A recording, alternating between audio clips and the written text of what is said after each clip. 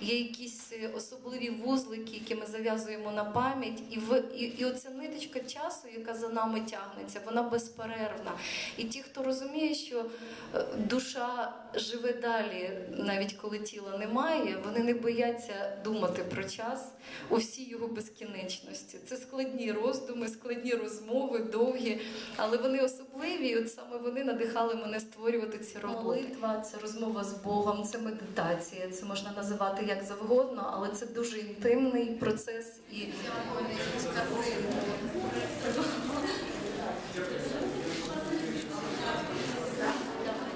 ми сьогодні тут, що ми любимо українське, ми любимо Анжеліку і дякуємо тобі за те, що ти робиш такі дивовижні, потрясаючі речі. І не тільки в Україні, а несеш цю свічечку по цілому світу. дякую.